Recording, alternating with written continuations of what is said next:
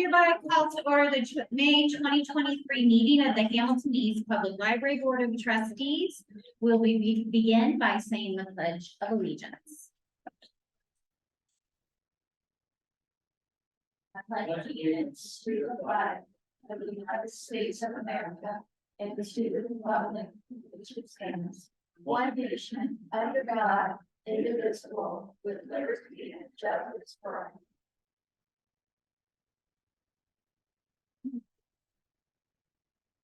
Okay, are there any additions or corrections to tonight's agenda? I have a correction to the meeting minutes. Oh, sorry, to the agenda. Yeah. It's the consent agenda. Okay, what's your correction? Oh, well, I guess we'll wait till we get to the consent agenda. You wanna? Yeah, that's a great consent. Okay. So we'll approve the agenda? Yes. All right.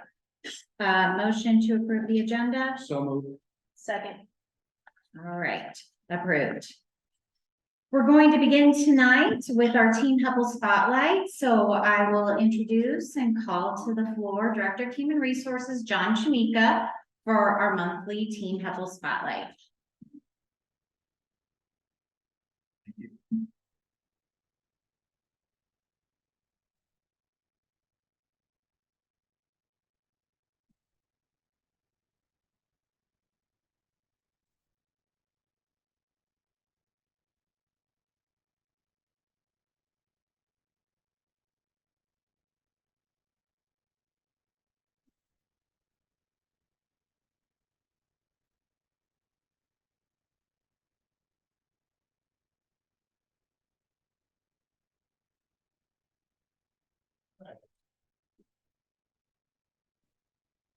For this month's Team HEPL Spotlight, it is my pleasure to introduce Julia Wells.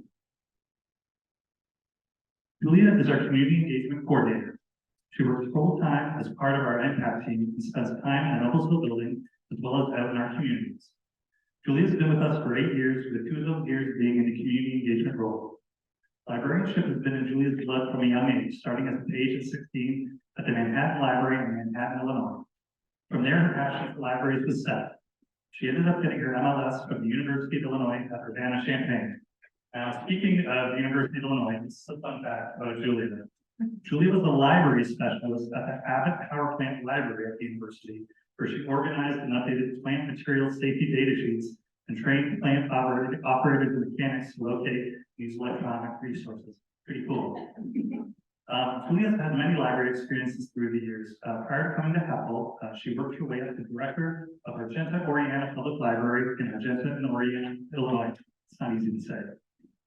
So 8 years ago, we were lucky enough to successfully recruit the talented librarian to HEPL, where she started off as a public services librarian prior to becoming our community engagement coordinator. Now, in Julia's current role, she wears many hats. One of the things she is responsible for is being the coordinator of a volunteer program. Now, back in 2021, when Julia took on this role, our volunteer program was dormant due to the pandemic. Today, it is thriving with an active 220 volunteers. All this is due to Julia's commitment to grow the program. Julia is also the face of HEPL at our many community events. In 2022, she attended 60 community events where she has made many connections. This year alone, she has already attended 38 events with many more to come. Now, here's a few stats about these community events. Back in 2021, we reached over 4,500 people during outreach visits to our communities. In 2022, that number increased to 11,770 people. That is a 160% increase. So far in 2023, we've already connected 4,000 plus people, and we're just now getting into our busiest season of the year. Again, this is all due to Julia's exceptional work and commitment. And if that wasn't enough, Julie has been an integral part of the creation and growth of our beloved Seed libraries. So I know he's not here tonight, but Julia's supervisor, Brad Howell, had this to say about her. Julie is a positive, strong ambassador for the library. She is quick to meet and connect with people of influence to grow HEPL's relationship with the community. At all events, Julie is promoting all things HEPL and does her best to include all departments rather than just a few. Before she visits an outside location, Her and her volunteer HEPL staff members are prepared to highlight all the great opportunities at the library. Even when she is exhausted, Julia puts her game face on and provides a welcoming experience to all who encounter her. If you know Julia, you know that's true. I'd like to finish off by highlighting a quote directly for Julia, which speaks to the passion she has for the library and what it means to her. People are the most important part of the library. From the young families discovering picture books and making friends at story time, to the new book club member who feels part of a community of readers, to the recent retiree learning to use a computer for the first time. Their stories and reasons for using the library are as numerous as the people themselves. It is an honor to work alongside my coworkers in the library that engages the informational, recreational, and social needs of the community we serve. I think that's a pretty great quote. So without further ado, at this time, I'd like to ask Julia to stand and be recognized. Thank you for all you do, Julia.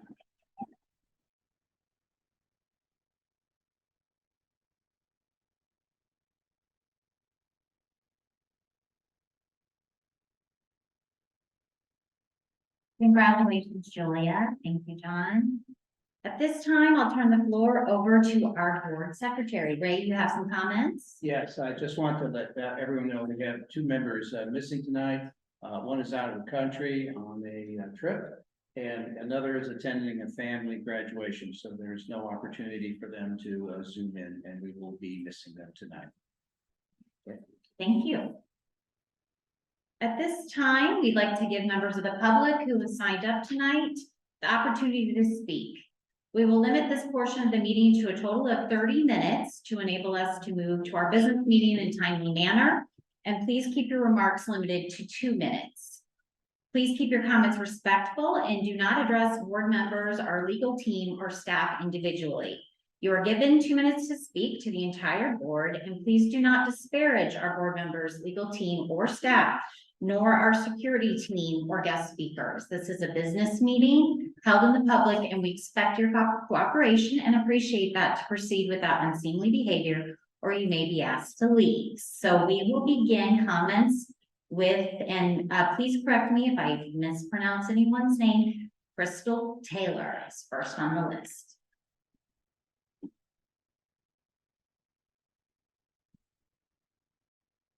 Thank you. My name is Crystal Taylor. I'm a resident of Noblesville and an active member of the HEPL library system. I would like to address the board with regards to the Family Resource Center agenda item.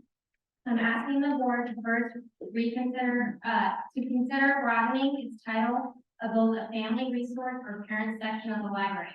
Many children reside and are raised by people other than parents or relatives, and as such, this title on a resource center may be off-putting if it is labeled for families and or for parents.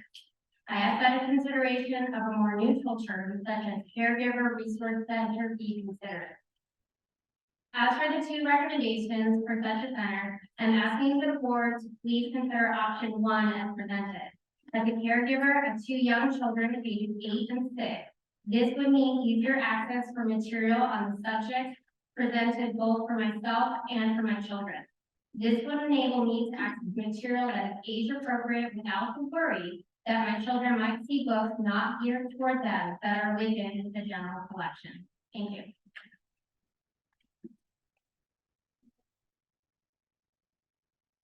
Thank you. Next is Max Midkiff.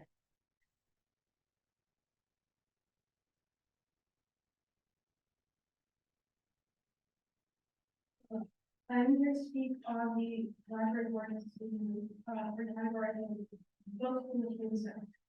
When books have been placed there, they've been placed there by librarians who have been taught to learn how to categorize books. I'm a non-binary teenager, and I was struggling to find books that actually talk about other teenagers because a lot of the books have been moved due to being inappropriate.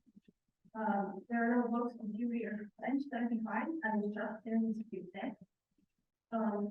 There are almost no text videos because a lot of them do technically involve violence.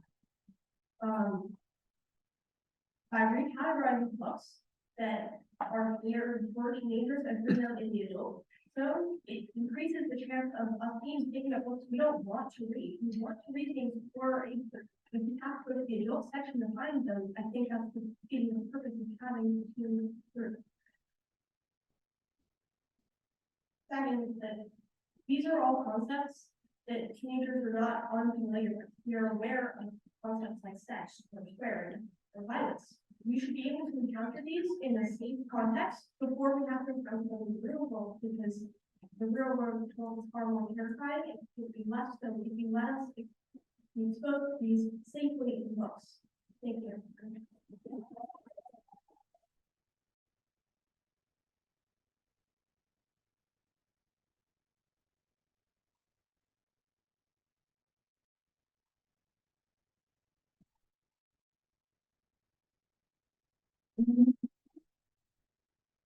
Lori Lynn Price. Good evening. Thank you for letting me speak. I'm currently with President Fishers, and I love this library. I'm here at Park because I love the library. I love the library is done. And I would actually like to speak, follow up with what Max has said, speak against the children's use policy. I really strongly believe that it should be up to the parents. And honestly, I probably may not let my kids read some of what has been under discussion to potentially be moved, but that should be my decision, knowing my kids and knowing them grade level. And it really, I'm not even really trying. When I was a child, I was a voracious reader, and I read early, and so I was often reading 2 or 3 grade levels above what my grade level was. And so I was reading things that maybe I didn't think that appropriate for someone my age, but I was mature. My parents knew that they knew what I was reading, and therefore I was able to read the things that I wanted to read. And if I, as an elementary school student, if I had to go to the adult section, even if my parents was there, I would have been terrified to me for a couple of reasons. One, I was only 7 or 8, right? But I want to go to this area over there where the adults are. And 2, I might have felt really bad because these are books that both my parents and I felt were appropriate to read. But yet someone else said, well, I did not, so you got to go over there. And I might think I was a bad kid. And I really wouldn't want that for my kid or any other kid. So let's let parents and their kids decide what is best for them to read. With all of the choices in the same area, and the children are choosing them. And we trust the librarians when they're ordering, as Max said, they've been trained. They know what is age appropriate. And if they decide that they order what's left of that, let's let them order the books. And if they have to make a decision about whether or not we are to read those, including if they're, we can go into the children's area with them and what they're reading in this area. So let's look at process before this new policy that is working for.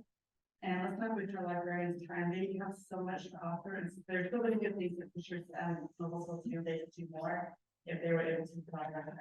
Thank you.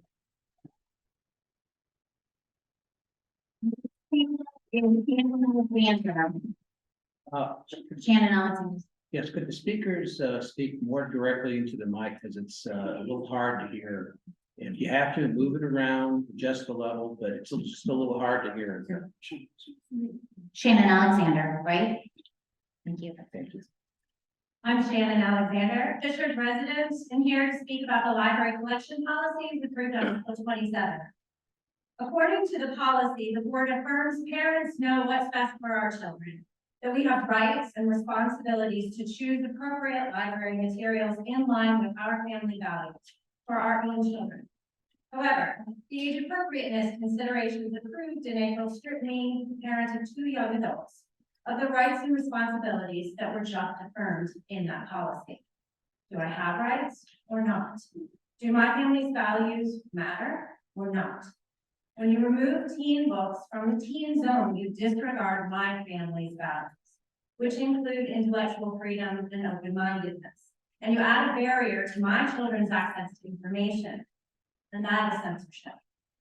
And now I've read the statement claiming that this board is not censoring books, but according to multiple library organizations, like the American Library Association and the Indiana Library Federation, rewriting library policies, collection development policies to restrict access to certain types of materials, and relocating materials from collections with intended audiences like young adults to other collections are, in fact, forms of censorship.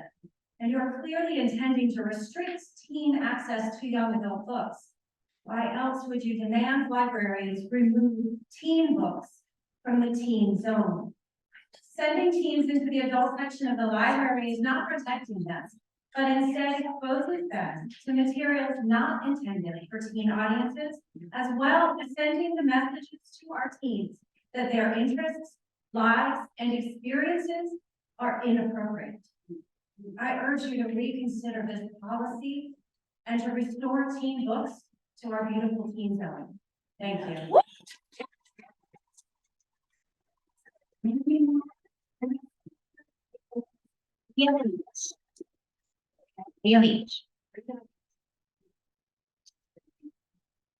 I'm moving it along as better. It's not going to move it over simply acknowledge it, right? Hello, I'm Dr. Lee Leach. Today I wanted to make a comment about pie. I'm a big girl, so this shouldn't come as a surprise that I want to talk about pie. I adore lemon meringue pie. The first place I ever had it was at Long John Silver's, and yet it is still my favorite pie. My husband does not like lemon meringue pie. He thinks it's an abomination. He doesn't like it, he doesn't understand it, he doesn't order it. He's a pumpkin pie guy. Just because my husband doesn't like lemon meringue pie and on occasion disagrees with everything that it stands for, he doesn't take it off the shelf at the grocery store. He doesn't throw it in the trash. He doesn't look to see what restaurants have lemon meringue pie and insists that we never eat there. As much as my husband hates lemon meringue pie, he is fine with it existing in the world. He's fine with it being on menus, at restaurants, on store shelves, in cooking shows, and in our home. He understands that there are so many pies in the world, and everyone has a favorite, so what might not be his slice of pie is someone else's. He doesn't take the joy away from somebody else's pie. The books in the library are like slices of pie. There is something for everyone's taste. If you don't like the flavor, if there are elements that you are allergic to, if the sugar content would put you into diabetic shock, then don't eat the pie. If there are books that don't suit your interest or would give you nightmares, don't check out the book. That's why I don't read Stephen King books, because I'm a scaredy cat and I have limits. So find the pie that suits you. Find the book that suits you. You can also make another pie. There will always be more books. 4 million books were published last year, but you don't have to protect children from a lemon meringue pie just because one person doesn't like it. Thank you.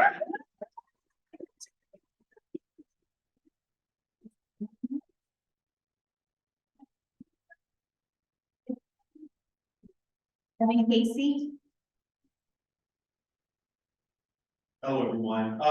2 points. Number one, I'm just speaking from the view of an educator, doing some research with the Howard Hughes Medical Institute in Virginia. When children are able to see themselves and see the things that they are thinking expressed in books and in literature, they thrive.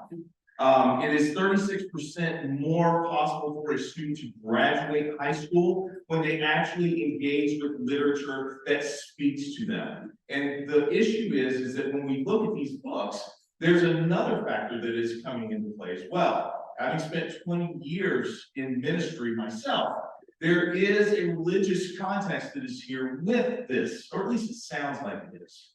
And so what I'd like to present tonight for you guys is this, is that the fact is that when we read our Bibles and when we see scripture explained, we see two things happen. Two statements that are in red letters that really matter. Love the Lord your God and love others as yourself. There is no mention in there for us to go and to make sure that the way that we think and the way that we feel should be impressed upon society. There's no mention in this book that there needs to be a precedent set by the way that we think or the way that we believe on the rest of the entire society. As a matter of fact, my Bible says that whenever Jesus saved the Mary Magdalene from being, persecuted, from being stoned, what did he say? He said, I do not condemn you. Go and sin no more. And so if it is a religious thing that is causing us to take books like this and moving it from section to section, I say this: where's our faith in the Holy Spirit?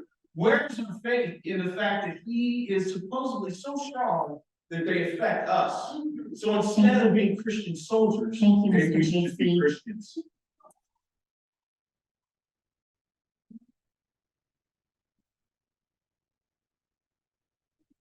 Rio?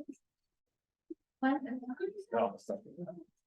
Michelle Rio, is that right? It's Free, thank you, thank you. gonna be very hard to follow him, by the way. Thanks a lot. I'm Michelle Freed, I live in Fishers. I have children that are 21 and 23. And like so many in this room, I've spent hours within these walls, sometimes way more than I planned on.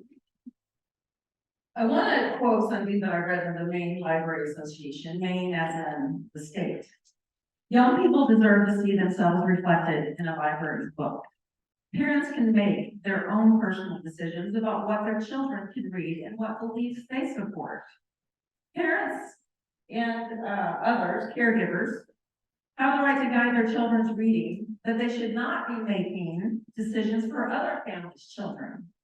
Specifically, a small group of parents should not dictate what books other people's children are allowed to read. Books are tools for understanding complex issues. Limiting young people's access to books does not protect them from life's complex and challenging issues. I ask the board to consider representing all of us and to make your own decisions about your kids, but let us make decisions about ours. Thank you.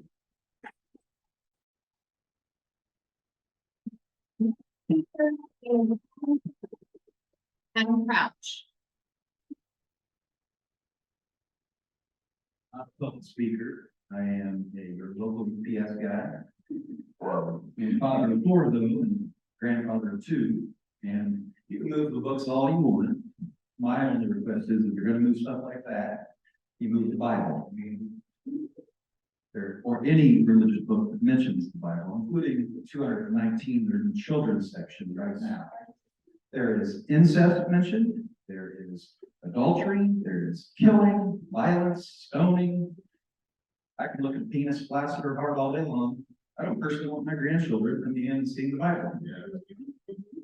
So this is my public statement to the board that you need to review all 219 Bible mentioned books in the children's section and move those also. They're still there right now.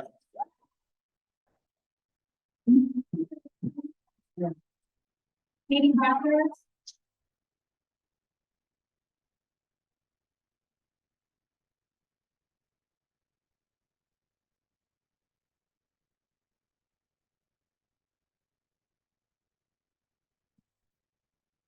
Feel about this thing. But some kudos. So the staff here is the most helpful staff anywhere. Like I'll stand by that. So I burn through like an audiobook every day this time of year. I'm gonna try. And they have been able to find me every single book I requested this season, which is incredible and would cost me roughly $1 billion on Audible. Second, as someone who runs a nonprofit, well done on your engagement numbers. I am not allowed to directly address anyone, but I would hire a staff member who did something like that. She's ever looking. And third, thank you for the Steam Library. It's an outstanding resource, and when the people that we serve in our part of the county come to us, we provide them with that, but we are the far northern part of the county, so I get to direct people to you. And I appreciate the access and the camaraderie, and that you're in that space with us. So thank you guys.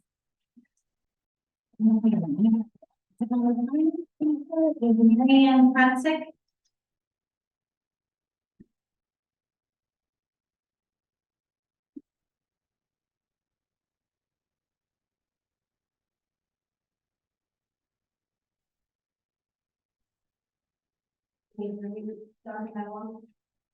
Just asking this. So, members of the board, all the librarians that are here tonight, first of all, as far as the librarians go, you all belong. The amount of changes that you've had to undergo in order to orchestrate the things that are being asked of you that are not necessarily what you probably prefer to do, has been astronomical. And for those of the board that are watching and listening actively, I thank you very, very much. as opposed to looking down and not paying attention. That I understand where all of you might be coming from as far as your religious aspects. However, as one of the other gentlemen said, God is an ever-loving God. He does not judge. He is not here to tell us what we should be doing. He is here to let us wander, find our way, and help others along as we walk. The fact that you're moving books that belong to the teens into the adult section, where instead of reading something that has a minuscule amount of violence, has 5 pages of violence, because that's what they're going to find when they're wandering around the stacks looking for the books, is deplorable. And on top of that, you guys haven't even touched the beginning of the iceberg, because if you're going to be this ridiculous in what you are moving out of the different sections, teen and children, then you missed a picture book that I saw on the way in that had to do with a little boy and a little girl playing dress up. And the little boy and the little girl were both wearing dresses. Are you gonna move that next? What are you going to ask and answer to the children? What are you going to answer to the parents who want their children to be able to see themselves in a book? You are not left here to judge any of us. You are not left here on this board, or put on this board, to tell people what to read or do. You are put on the board Thank to you. actually take care of the Thank Thank you for entire your comments. public.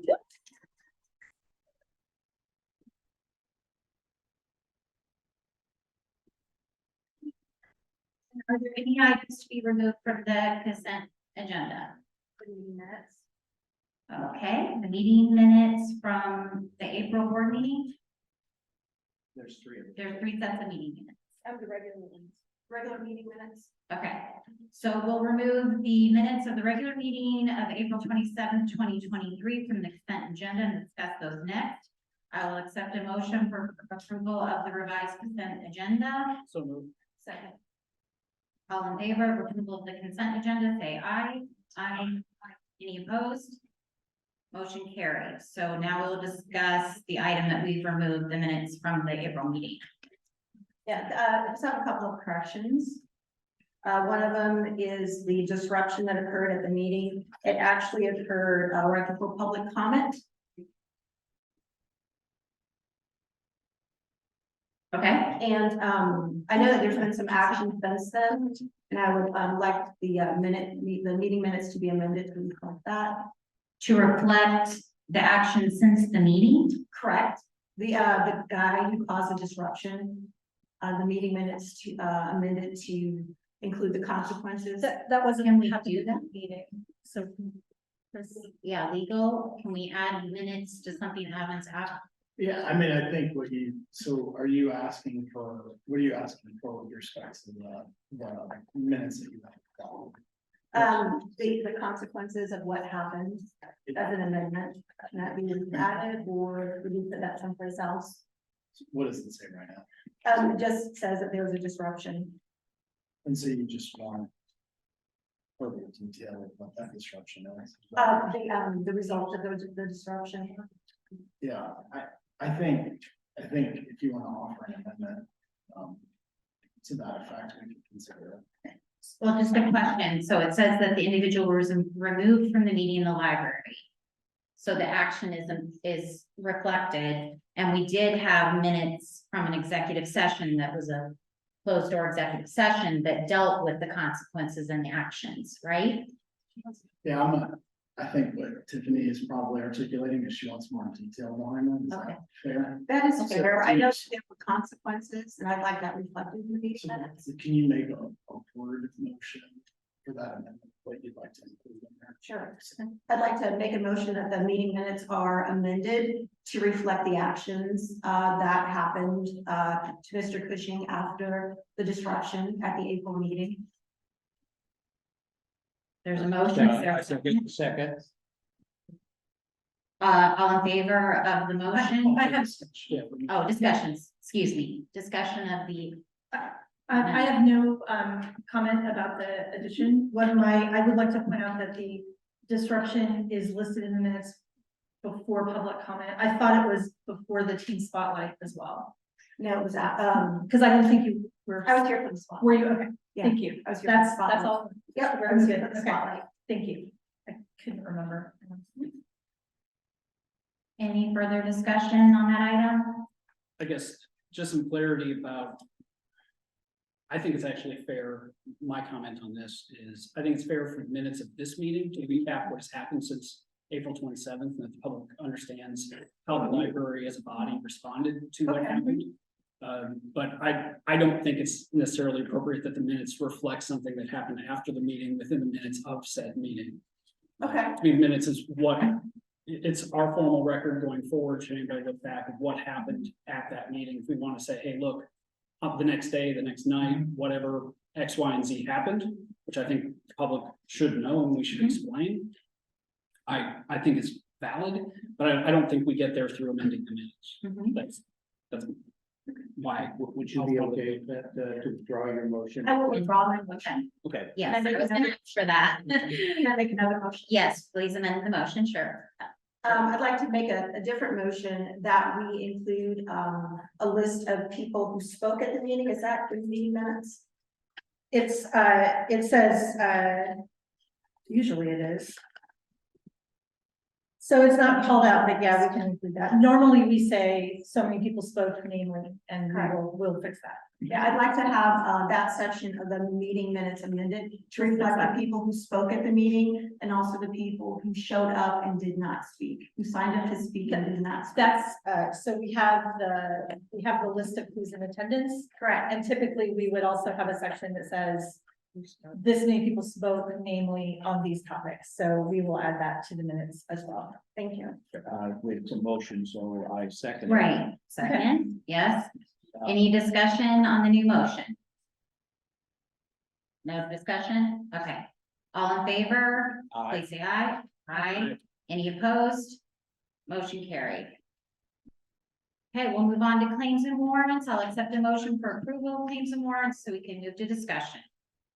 So, okay. Second, Any questions or discussion on claims and warrants? yes, I have a few questions here.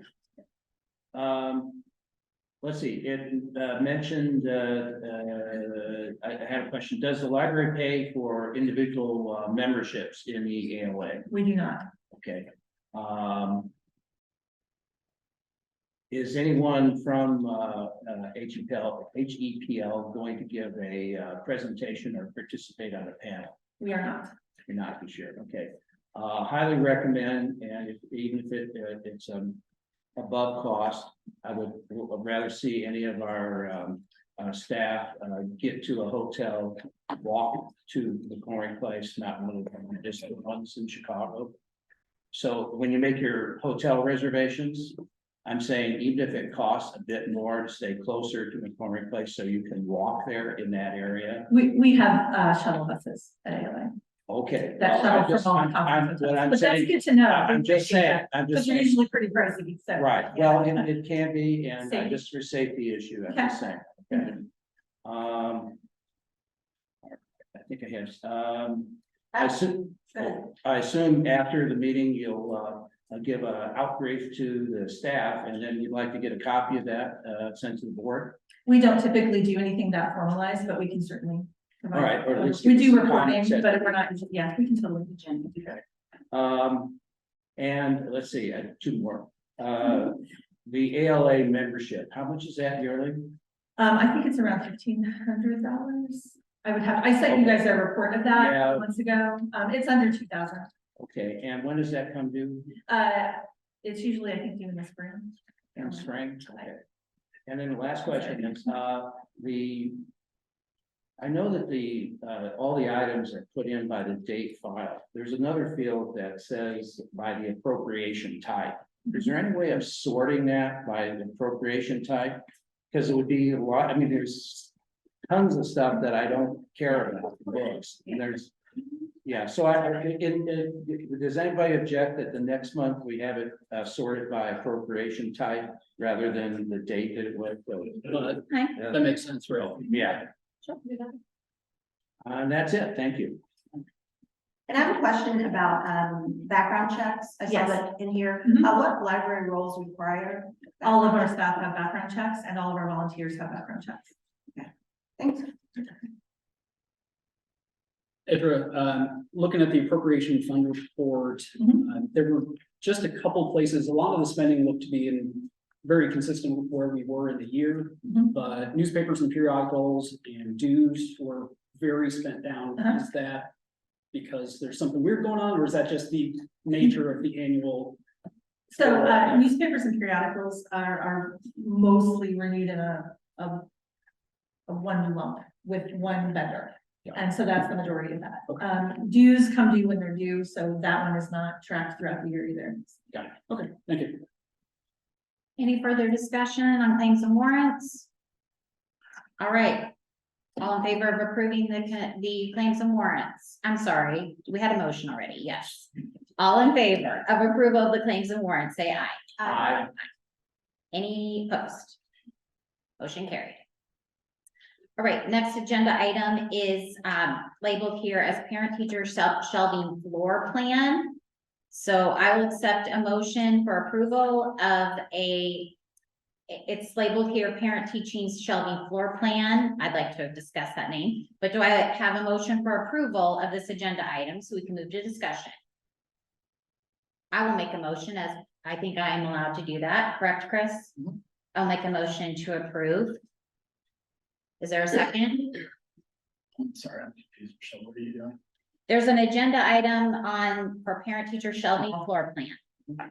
So I'm making a motion to approve with the creation of a parent-teacher shelving floor plan. Yeah, there's two recommendations. I think we have to discuss it before we can. It wasn't clear to me what this agenda item was, so I just put it on there as it was sent to me. It's on the agenda, so, okay. if you So have- we're if you have discussing prior to making motions. Well, Okay. because the materials we're getting, the operational plan gives us two choices. It doesn't pick one for us. Right, this is the agenda item I was given by the board president.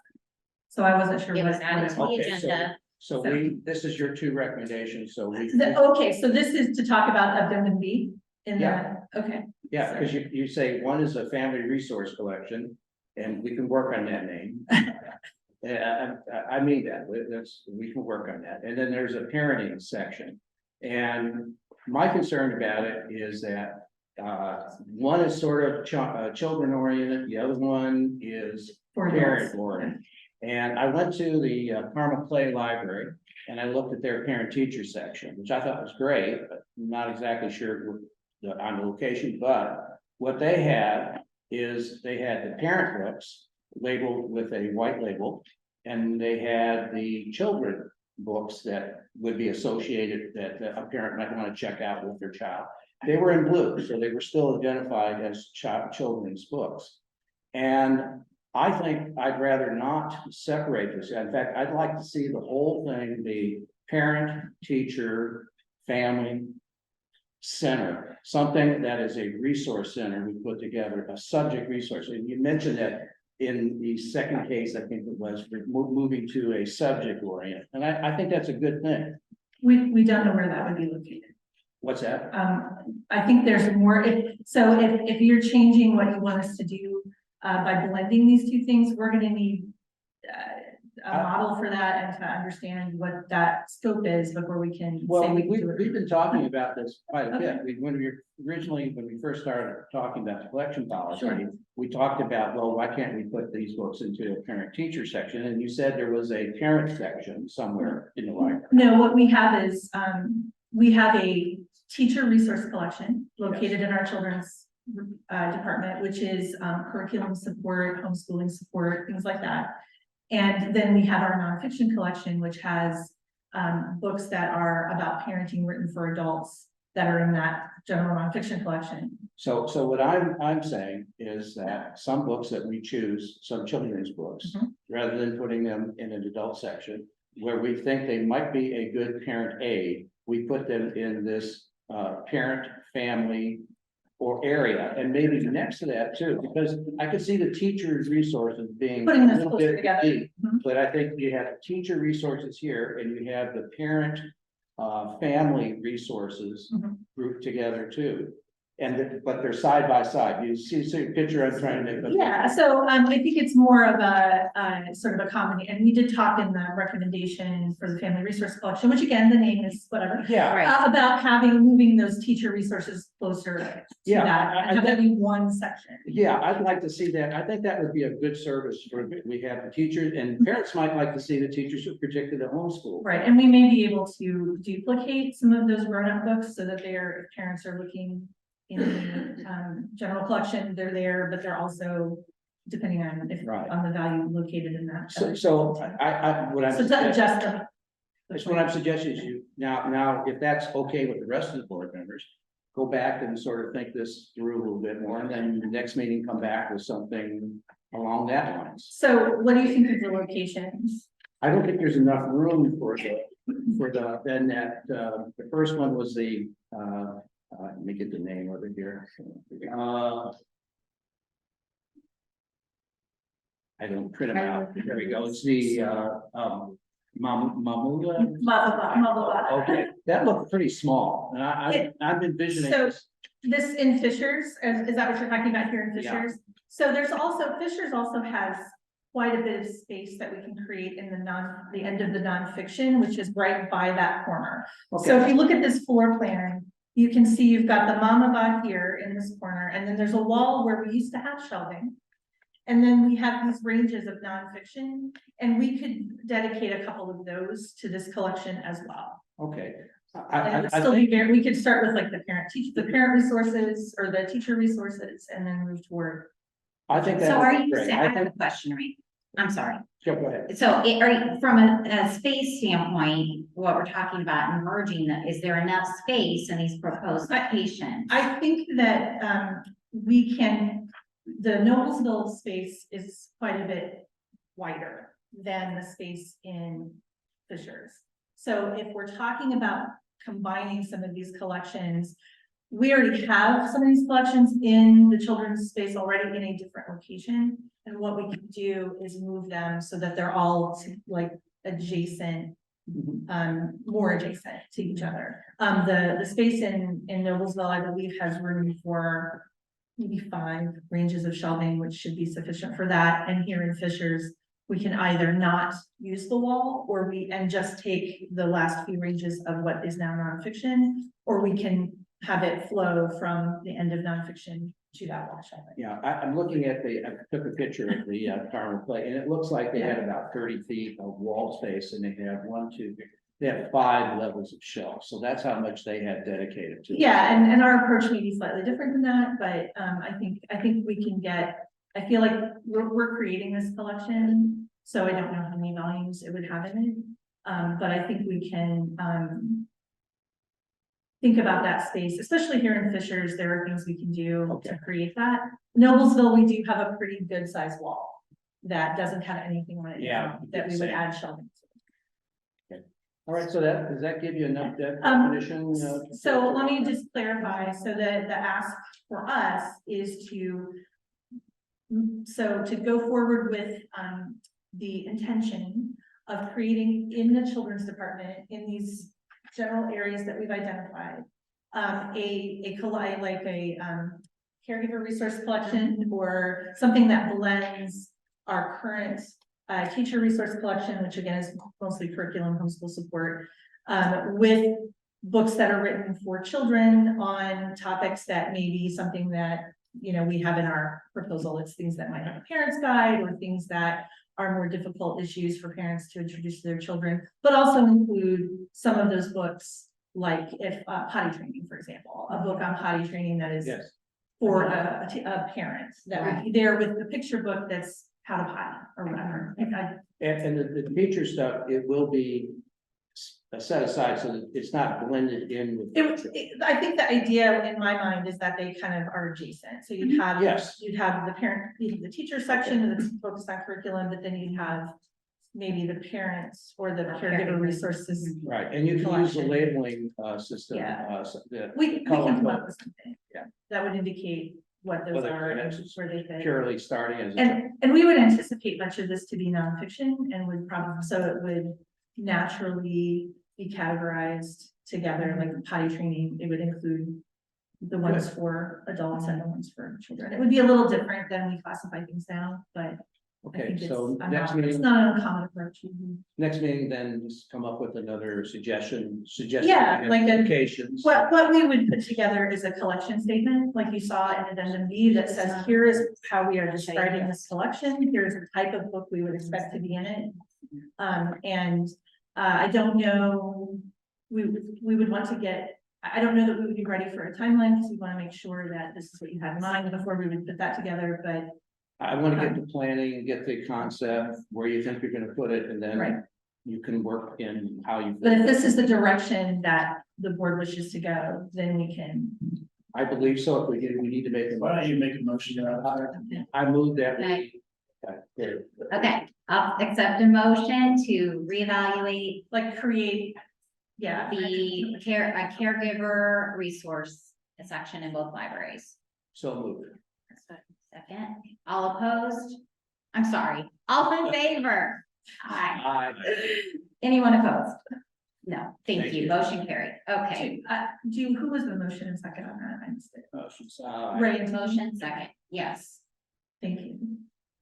Okay, there's another item on the agenda. It is the review committee report. And Chris, you may know, are we discussing, are we making a motion for approval? Because that is unclear. I would make a motion to move that to next month when we have a full board available to. When Craig is discuss. here. To evaluate, okay, Yeah. when Craig is back, since he was involved on the committee. Yes, exactly. Okay, that seems reasonable, yes, so would anyone like to make a motion to table this item, the review committee report? So moved. Second.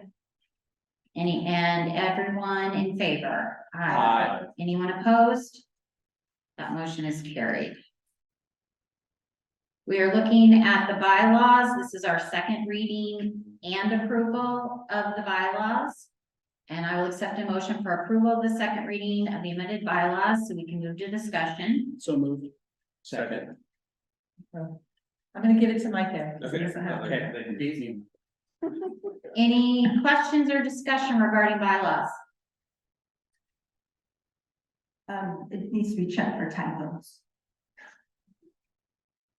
I think that, didn't Mark have a few that he made notes of? He made a few corrections last meeting Yeah. I from think the so. typos. Mhm. Alright. And this is, I never got a revised version. Okay. He's on that page. But they were non-substantive typos. Yeah, maybe. I think it's Oxford Commons. We're gonna say Were there any other questions from last meeting? Okay. I'm sorry. We've got discussing a side issue here. Did you have any questions? No. All right, we'll get a clean revised version for everybody after submission. Okay. Thank you. Can we can't approve it. Are you looking Oh, we at- guess so- we could, yeah. We can go ahead and approve with the corrections, with the typo corrections. So all in favor of approval of the bylaws, say aye. Aye. Any opposed? Motion is carried. Moving on to the outreach vehicle RFP approval to issue. I will accept a motion for approval of the outreach vehicle RFP, so we can move to discussion. So moved. Second. Any questions or discussion? Let's see, John, I just had a question again about the 50-40-10. Is that fairly typical for this type of vehicle? It just seems like you're giving 50% of the money up front. I can see, cost of the vehicle, some materials as long lead items, but. In general, yes, I don't know if the 50% number is exactly common, but it is common, in my experience today, I think well off that. Is that something you want to open up and just let the contractor propose the scheme? That could be something we negotiate when it comes to the contract phase. Okay, I mean, negotiate after With the vendor, when we issue the RFP and we have response, we can negotiate that with them. okay. Like I say, it seems like, you're giving away a lot of leverage and then all of a sudden 40% when you're substantially complete. And we know substantially complete is not complete, so. I think it has different meanings for Yes, different I- conferences. Okay, that's all I had on that. Thank you for making the changes on the schedule timeline. Now, Ray, are you proposing that we make such a change to the RFP to take out the specific 50-40-10 language? John, do you want to do that or not? I'll leave it up to you. I do not, I prefer to pass it. Okay, that's fine. That's yours to manage. Okay, I have no. Any other discussion or questions? All in favor of approval of this proposal, say aye. Aye. Any opposed? Motion carried. Okay, I'm gonna throw not a wrench, but we're gonna step back to about 30 minutes ago. We missed a comment that was on a separate sheet. So I want to make sure that we give everyone here the opportunity to speak. So, Chad Carmichael was signed up to speak. Thank you.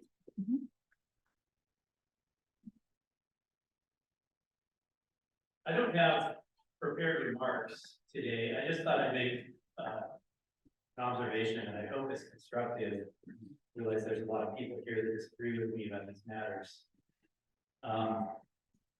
A lot of the speakers referred to books being geared towards a certain audience.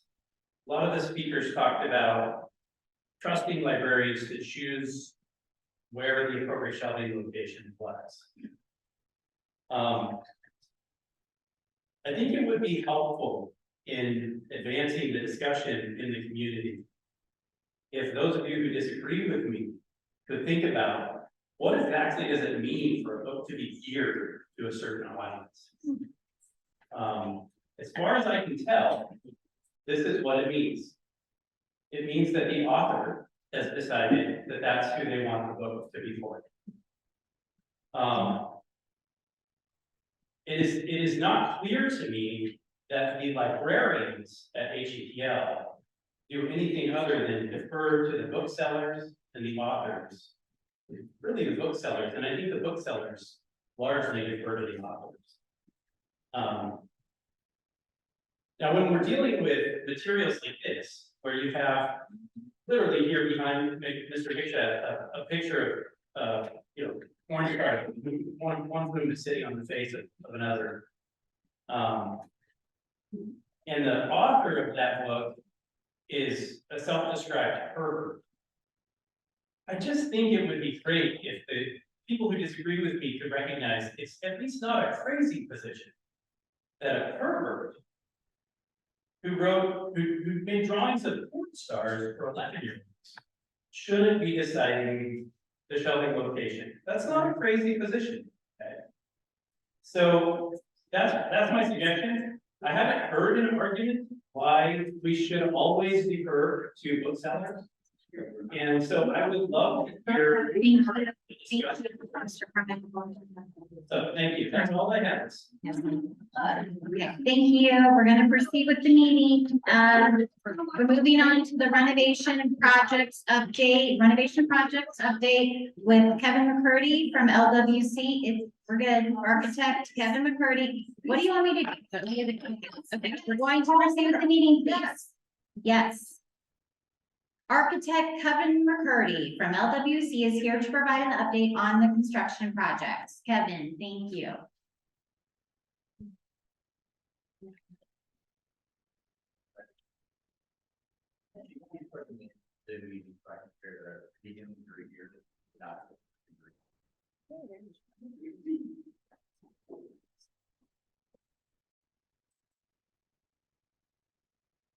You should have access.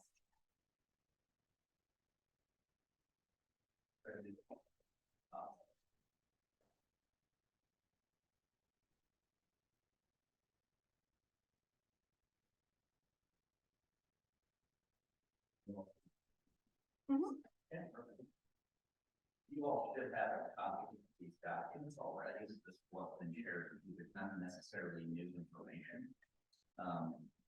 Typically, we'll just kind of get through projects. Here at the pictures, we can claim a little bit of victory on one hand and maybe not so much on the other, but the entrance is open. There's more parking. Hallelujah. So that's The other, I think that everybody is aware of, not so much, was the water infiltration we had during the storm over the weekend on the south entrance here. That had some subsequent damage to the parade staff. I mean, there's a lot of making that happen to get over it quickly after that. So that was kind of the downside. I think in terms of where we're at, it's pretty obvious as you walk around. We still continue to have the two contractors working. The one who's doing the work outside, and then there's another contractor doing the work inside. In terms of timing, and I did not necessarily share all the two stuff. Variance, let's start again. There we go. In terms of schedule, this is current schedules for the exterior work. All of that is scheduled to be done on November 22nd this year. So all of the work that's out here in the south entrance should be completed based on the current schedule we have by November 22nd. When I flip to the interior work, that's tracking on virtually the same schedule. That's so there's a really tiny view up there. It'll be done by November 9th. Okay. So all of the work will be done in this building in November of this year based on the current schedule we have, barring any additional changes or anything else that comes up. In general, there wasn't a whole lot of update in terms of changes from really what happened in the last meeting. The change orders that have been executed were already involved. So it was just resolving some additional information we needed and executing those, but it did not change the bottom line.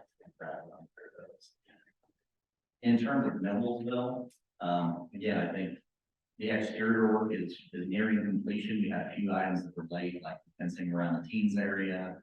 That's a similar fencing work going to be around the mechanical yard, but that work has started, and the panels. All of that is nearing completion on what was phase one of all of that exterior work. Again, the same contractor that's doing the interior work for Fisher, doing that interior work at Noblesville. That wasn't mine. Okay.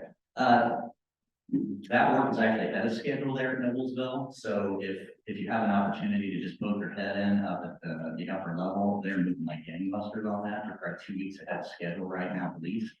It's one of those good positions to be in. We're scrambling to keep up with them. And I don't mind being in that position. So it's a nice change of pace. In terms of schedules on that one, we have a standalone schedule here. You can see it's up on screen for the Indiana ring. The goal is to have that done this year to celebrate the bicentennial for the county. So that is still slated to be done roughly November, December. So we will meet the target on that. It's kind of under the wire to get it in this year. The additional work that is going on here, again, with that same contractor, is scheduled to be done in March, April of next year. So between the two buildings, all work should be completed roughly around March, April of those years. Now, for the conversation earlier, that is substantial completion between something entirely different in my world. That means there's probably 1 to 2 months of actually finishing the project after that to clean up now and fix, gizmos that don't necessarily get related to me. So again, roughly less than a year, we will be done. We will be out of your area. You have access to the buildings to complete stuff. And thank you for your patience with us as we work through this. Anybody have any questions? Was the water damage, taken care of? Is R.L. Turner giving us some credits? The credit will be taking care of, the damage that was done, the bills that were incurred as a result of that. It's a specialized field trade to come and do that kind of cleanup. So the library had to call in, a specialist to do that cleanup. Unfortunately, there was some equipment that was also damaged down in one of the lower level rooms. Initially, there was thoughts that maybe that wasn't connected because it wasn't flowing water, but it was water condensing on mechanical equipment, which wouldn't occur if there's not been so much humidity in the building. So I think the bottom line is still to be determined on where that is, but ultimately it would fall back to the contractor for not providing adequate protection to have that storm move through. So that'll be something I have to continue to just keep track of and make sure that the library is perfectly reimbursed. Okay. Any other questions for Kevin? Thank you all. Thank you, Kevin. Holiday weekend. We do the same. Thank you. We've reached the director's report, so I'll turn it over to Edra. Okay, so the first item, is our CFO Laura Brock is going to provide a presentation, on library budget 101. So to introduce the board to the terms that we use and some of the background for, budgeting for library.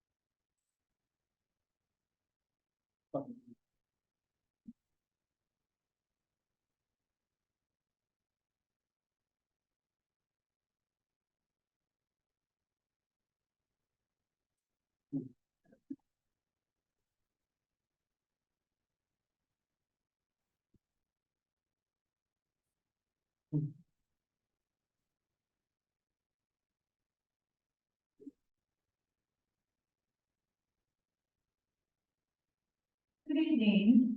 Thank you for the opportunity to present tonight on library budget. This presentation will give a high-level overview of budgeting terms and concepts that will help prepare the board to dive deeper into library's budgets over the next few months. During the presentation, we'll go over some key definitions. What is the MLGQ, which you may have heard before, is the maximum levy growth quotient, and how does it affect the budget? What is the circuit breaker and how does it apply to budgeting?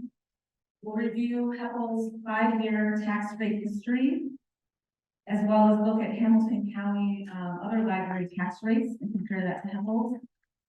We'll look at HEPL's 5-year certified budget and certified levy history. We'll review sources of revenue and expenditures. We will look at budget and fiscal guiding principles and the budget timeline. First of all, we'll review the definition of a budget.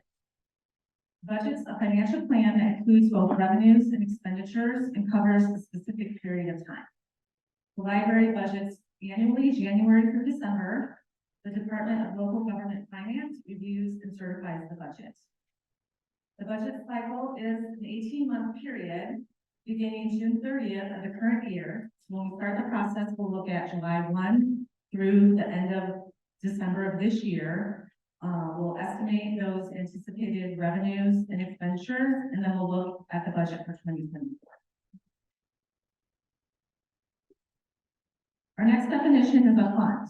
So the fund is a separate set of accounts established to carry out a specific purpose of activity. The library has many funds, but the 4 that are required to be budgeted by the DLGF are the general fund, rainy day fund, lease rental fund, and the library reserve fund. And this slide will be a snippet of the 2023 budget order that lists those 4 funds, and that's highlighted in the green box. Next term we'll use a lot is appropriation. So this is the amount of money approved to spend out of the budget. It's based on advertised and adopted values and revenue the library has or is expected to receive. Again, this is the budget order from 2023, and the certified budget or appropriated budget is outlined in the green box. Another key term used during budgeting that comes here is levy, which levy is not levy, property tax receipts.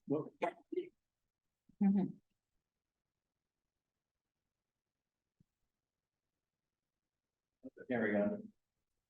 The maximum levy is the amount of property tax the unit can receive. Not all funds within the maximum. Statute identifies specific funds that a unit levy outside of its maximum. Sorry.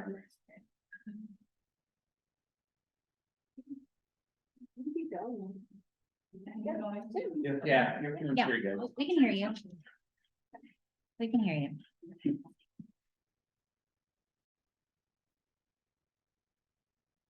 Okay, so not all funds are within the maximum levy, and the statute identifies those specific funds that are outside of the maximum levy.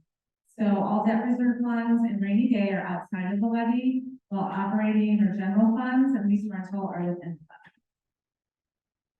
You'll also, we talked about the maximum levy growth quotient, or the MLGQ. That is the 6-year non-farm income average for the state. The library receives an annual increase to the maximum levy equal to the MLGQ. The state budget agency calculates the MLGQ, and this is published by June 30th each year. For budget year 2024, the state will review 2017 through 2022. The 23 MLGQ was 5%. The MLGQ is outlined in the state code listed if you want more information on that. And then the recently passed legislation by the State House Enrolled Act 1499 caps the MLGQ in 2024 and 25 to the lesser of 80% of normal MLGQ or 4%. This will have an impact on the library's budget for the next 2 years. The maximum amount the library can budget is based on the prior year's maximum levy times the MLGQ less $1. This will allow the library to adopt its own budget and not require binding approval of the county. The DLGF is responsible each year by July 17th to issue the maximum allowable budget adopted by library board. Another term used is certified levy. So this is the amount of funds the taxing unit is authorized to collect through property tax. The county auditor, along with the DLGF, reviews and certifies these amounts, and this is the library's largest source of revenue. Certain factors can cause the library to receive less than the certified levy, such as collection issues and circuit breaker losses due to statutory caps. Again, this is another screenshot of the 2023 budget order. You'll see highlighted in green the certified levy for both the general and lease rental funds. Another term that we'll become familiar with during budgeting is the net assessed value, or NAV. That's the total of all taxable real and personal property in an area after deductions and exemptions are applied. The county assessor reviews the gross AV, and the county auditor applies the exemptions and deductions to calculate the NAV. Common deductions include the homestead deduction, mortgage deduction. There's also the supplemental deduction. The NAV is certified by the county auditor by August 1st, and the NAV is used with property tax levy to calculate a rate. Recently passed House Enrolled Act 1499 increases the supplemental standard deduction by 5% in 2024 and 2.5% in 2025. This will result in lower NAV for the library. Again, you'll see another snippet of the budget order for 2023, kind of outlining the certified AV that was for 2023. Next, we have the tax rate. So the tax rate is the rate to be charged to taxpayers. It is calculated as a property tax levy divided by the net assessed value multiplied by 100. The tax rate is expressed in terms of dollars per 100 of assessed value. In the example shown, this is the library's property tax levy and net assessed value for 2023. You'll see our tax rate was 0.0522.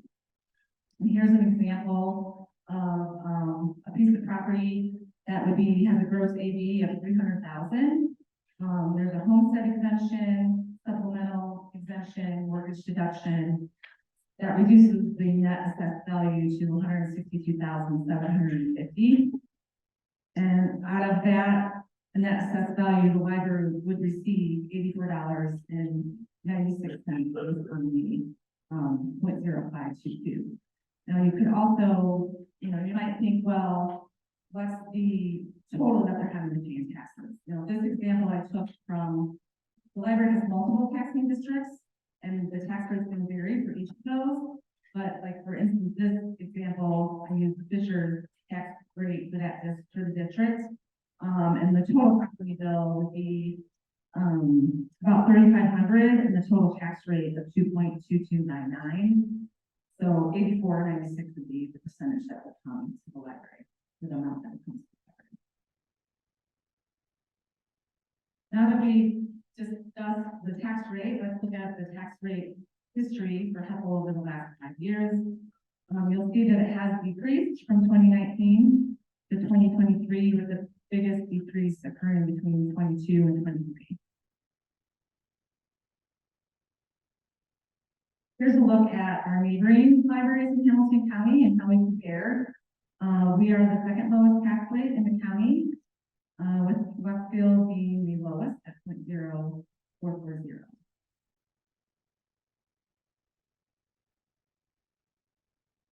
This slide shows our 5-year certified budget and levy. You'll see the lighter shade of green is the total certified budget, and the darker shade is the certified levy. That has increased year over year, with the largest increase being, again, 22 to 23.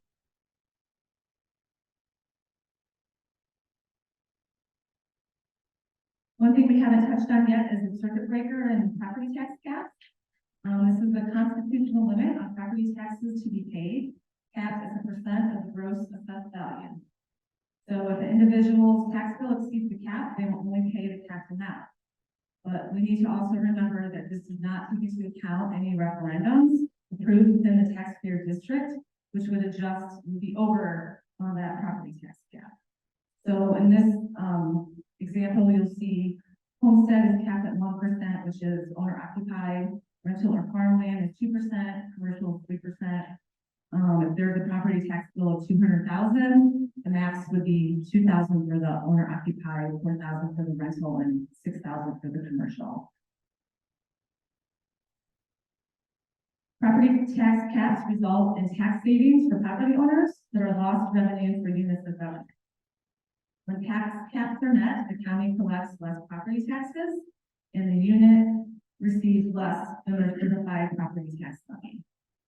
So the library must consider the loss of property tax revenue when preparing the budget. Even though circuit breaker losses are increasing, the library is still growing its property tax revenue, however, at a slower rate. Another thing to remember is that debt funds are paid first, which ultimately impacts the general fund. You'll see in this example, is showing the 3-year history of the general fund property tax and that circuit breaker shortfall loss, which continues to increase each year. Can't talk about budget without talking about revenue and expenditures. So the library receives three major buckets of revenue. Property taxes being the largest, which we receive in June and December. We also receive license excise tax, commercial vehicle excise tax, and financial institution tax. We'll receive approximately $7 million this year.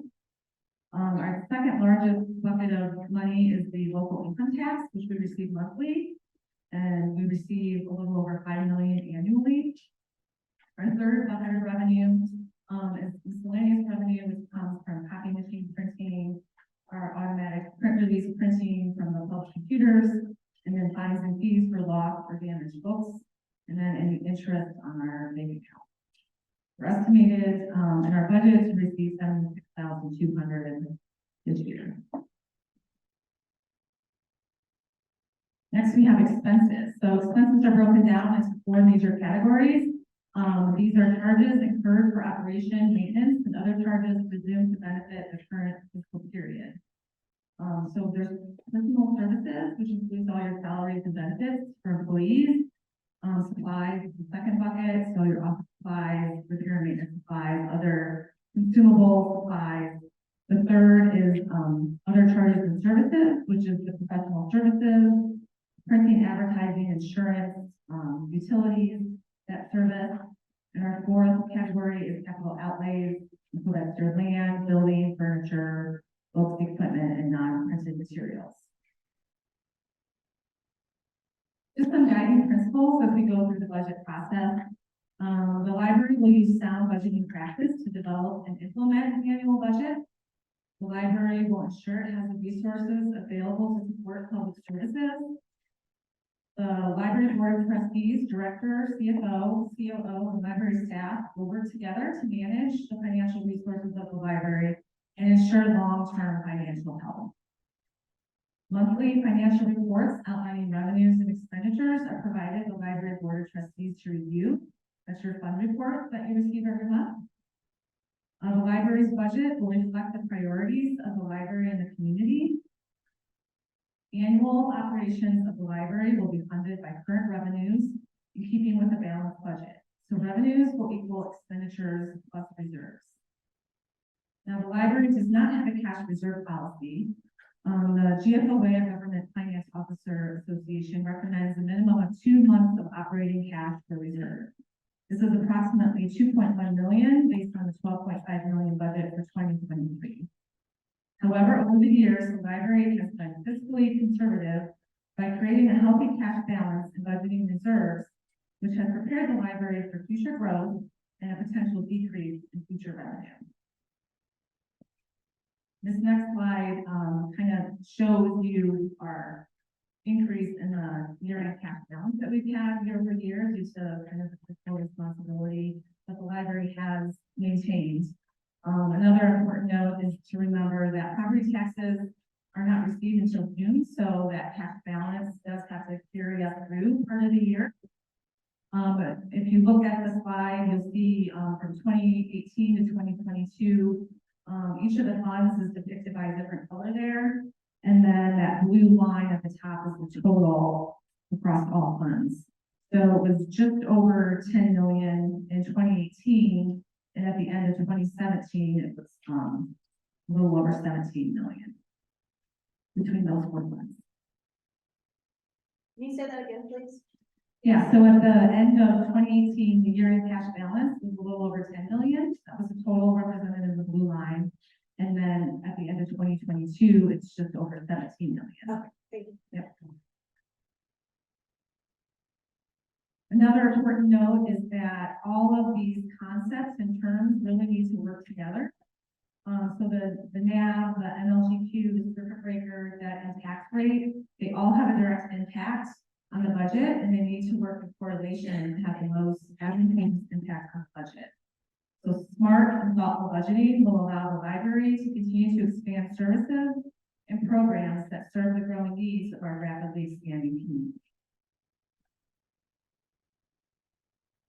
The last slide here just reviews the budget timeline and process.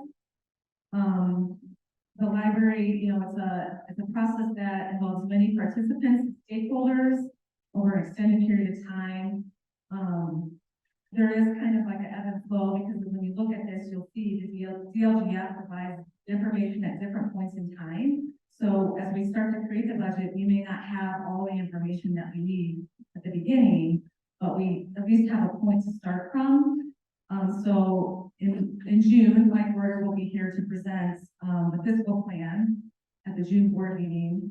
And then by the end of the month, we'll have the MLGQ numbers from DLGF. And then during June, the CFO and director will compile budget requests and review projected revenues to create the preliminary budget. In July, the director will present the preliminary budget to the finance and the full board. And then also in July, the DLGF will post the thresholds for library budgets finding review. And then we'll also know our circuit breaker impacts at the end of that month. In August, the DLGF will publish the lit estimates, and the board will review the budgets to prepare for advertisement at the meeting in September. And August 31st is the deadline for budgets entered into Gateway. For those that may not know, Gateway is the DLGF state transparency portal where all government entities enter their budget information, and any public can go out and view this. There'll be a public hearing on the budget in September, and then October, the board will adopt the budget and the tax rate. November 8th is the last day to submit the budget, tax rates, and levies through Gateway. And then by December 31st, the GLGF will certify our budget, tax rates and tax levies with what's called the 1782 notice. Okay, I just went over a ton of information. So I'm sure there's questions, which I'll take any time. Yeah. So our year-end cash balance is trending up. Did that have anything to do with any COVID funding or anything like that? Do you anticipate that trend to continue? I think it will go down next year just due to the statutory, the housing rollback that was just passed. So it'll reduce our AD for sure, and it's also going to increase our circuit breaker loss, which is a savings to taxpayers, but it's less money for the library. So, and I think, you know, the library's been preparing for knowing that there could be potential decrease in revenue. So that is another reason why that the cash balance was higher too. And our area is growing, you know, so our AV has been going up every year. And outside of taxes, is there any, our revenue that we brought in was $76,000? Is that what, so is that the only? Well, that's the budget. Okay. But we've actually exceeded that already. Okay. This year, mostly because of insurance on our bank account. Oh, okay. So that, you know, and the copy machine and the print money is really. Really, minuscule, yeah. You know, but most of the revenue is coming from it. Interest, okay, cool, thank you. Is there any legal, I don't say legal, any changes in the laws or that will cause us some additional problems for the 24 budget? Well, just with the House and Rule Act, not knowing kind of yet what that impact is on the AD and the circuit breaker. I know the DLGF is having a webinar, the middle of June to kind of talk more about that. So, but that's why I kind of went through the dates on the budget calendar, and it's a kind of ebb and flow process.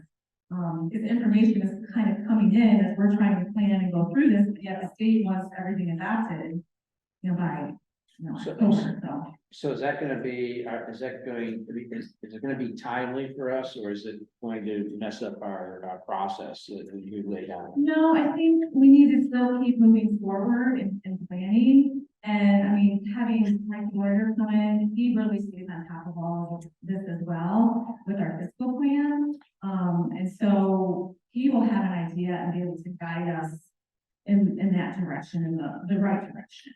Okay. No. Any other questions? Thank you, Laura.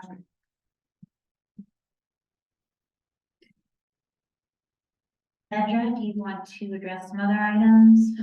Yeah, I have a few things, sorry. I have a few things that, I just want to call your attention to in my report, and then I will, of course, open it up for questions that you may have. A couple things, I did send a couple of late additions to my director's report to all of you, one of which, related to the art piece that has been proposed to offer to the library, that I wanted you guys to know about. Seems like an interesting thing for us to be partnering with folks in our community. Also, I wanted to ask about as you saw with the flock camera proposal, that is at an amount that would require board approval before we would move forward with that. I didn't know if we wanted to talk about that. I think it will require approval because it's 25,600, so Yeah. you can't approve that by yourself, right? Right, I just wanted to know if we had a timeline, or do you want to do that next month? Do you want to do it? I'm ready to go with that. I don't see any reason not to do it. Does anybody have any other? I have some questions. I would like the questions that I asked earlier that I'd like some time to follow up on. So could we table this? It's not on the agenda, it's just in my. Okay. Report, so I can add to the agenda for next month. The next time. Okay, it's good. Yeah, put it on. Get it, have an action agenda item. Okay. Okay, question then about that is that the cost for a camera at both locations? That is the cost. Basically, the way that Flock works is you subscribe to the data.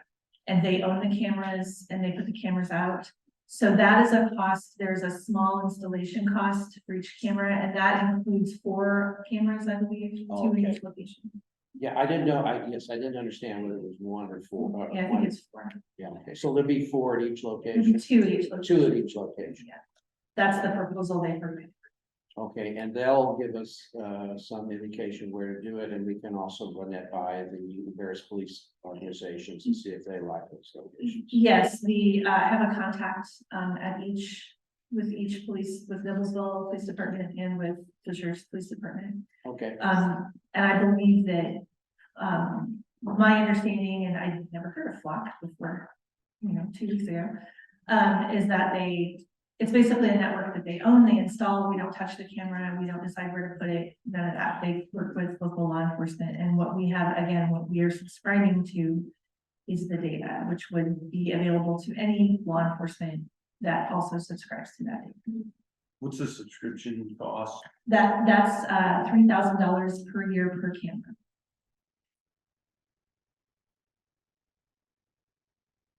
Okay, and just to throw into the discussion, I want to ask some questions of law enforcement regarding where these cameras are used beyond private neighborhoods, private businesses. I just want a better understanding of what type of government and quasi-government entities use the cameras. How do you intend to get your answers? Are you going to seek them out, or do you want to have another presentation or something? I'm going to seek them out, like the officers earlier Okay. suggested that I do. Okay, I didn't know if you So- wanted somebody to come in and address it. Do we want somebody to come in and address it? I think that would be helpful. We can do it on. And like, if y'all are interested in, Yeah. I'm interested, if the board is interested, we could have someone come in and discuss that in more detail. I will say the June agenda is really long. So, and I think we might want to talk about having Mike, like a special meeting to have Mike do his presentation, or coming early or something like that. That's typically 45 minutes. So, yeah, Sure. I'm perfectly happy to arrange. Can we go ahead and?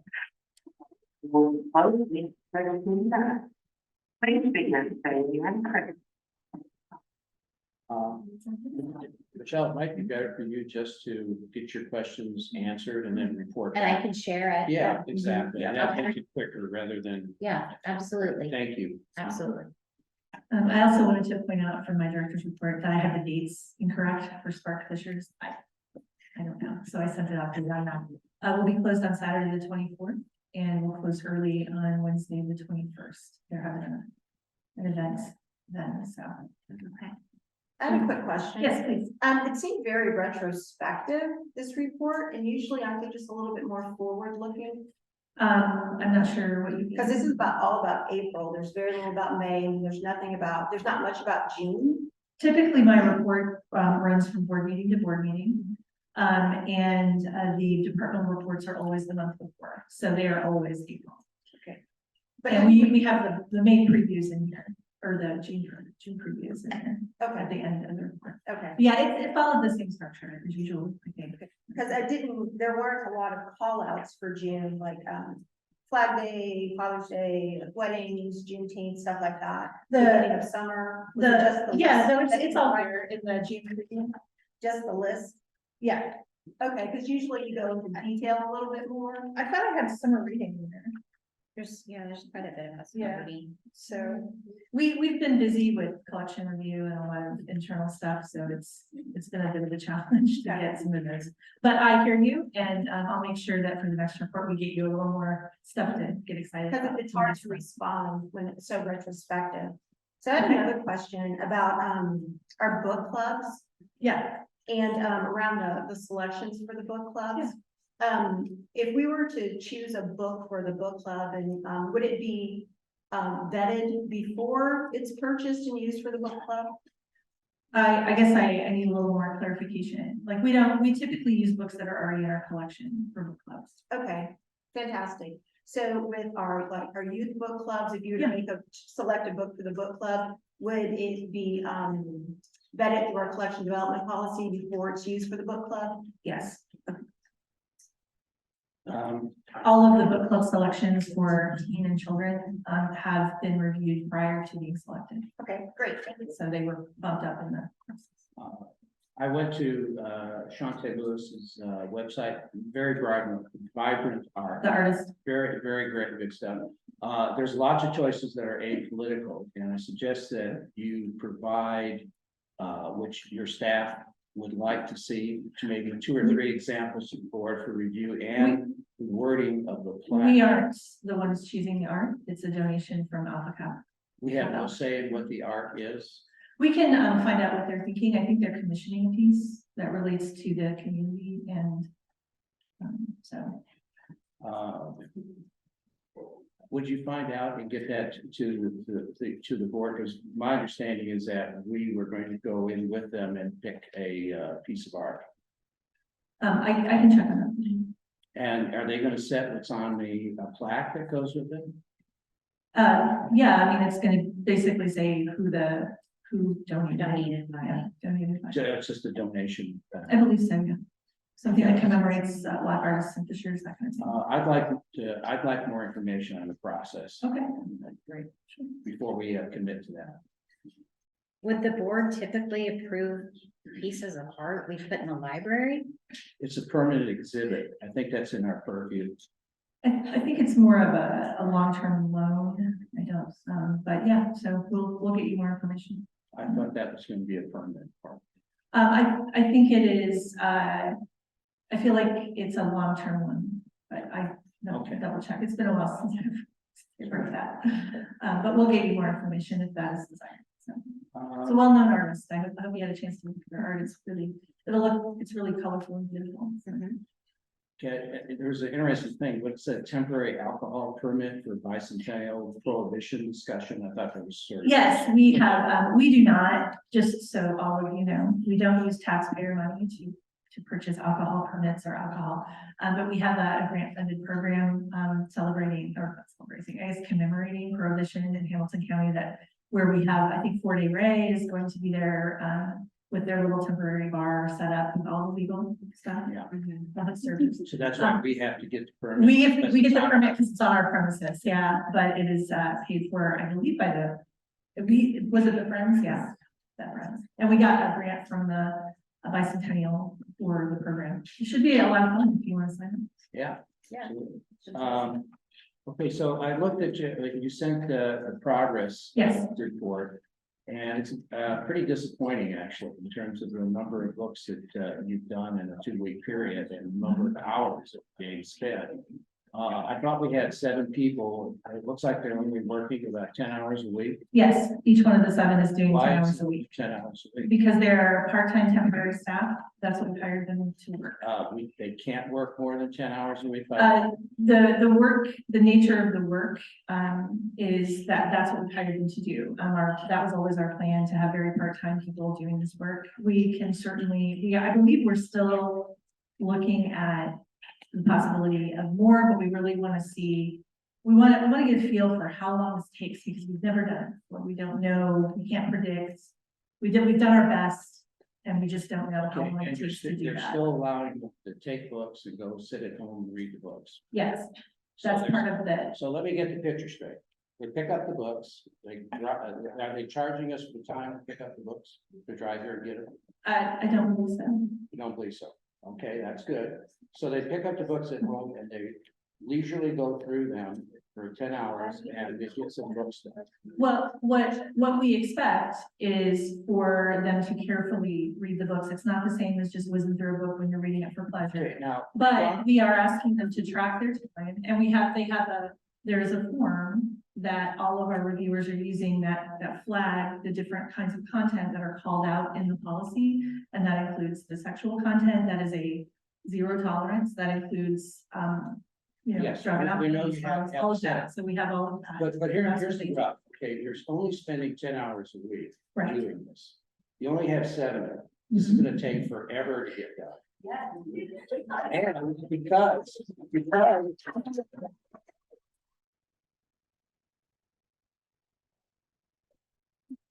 that shows bad management. We're going to move on. So I have a question. Let me. I'm not finished, Michelle. Okay, you finish, and then I would like to say something about this topic that might be helpful. Go ahead. Now, why don't we have these people sitting in a conference room or this room with a stack of books from them with and working on it on an 8-hour basis? So we are working with the staff that we have. We feel like this is a good way to do it. I think that it is unfair to say that this should take X number of hours when we're figuring this out. And we have a very specific process. We have a training. Did you have, checklist. is that process, is that in writing that you give the staff? Molly, would you want to speak to that, please? Yes, Yeah, please.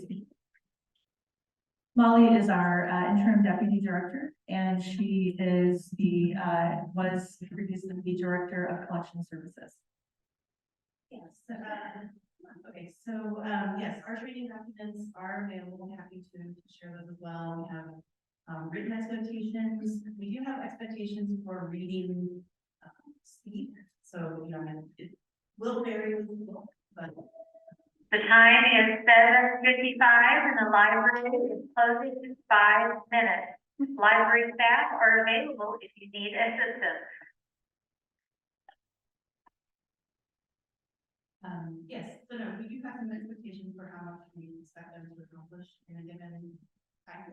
Can you provide all of that information to the board, the training that you're giving them, expectations, effectively what's in their contract to do? I'd like to understand that. Yeah, we can definitely provide all of that. And again, remember, I've stated this, and I believe other board members have supported me in this, is that we are not looking for 100% accurate reads. We're talking about the 90%. So if you miss something, if you miss a book, we're not okay, we're okay with that, because eventually it will be found by a patron and they'll bring it up for the reconsideration process if they have a problem with it. So we don't need to go that last 10% that costs us a lot of money and time. So I want this to be more of a driven process, and we're not seeing that with the numbers that you're produced so far. So my suggestion regarding that would be, what do successful numbers look like? Because this is a new process.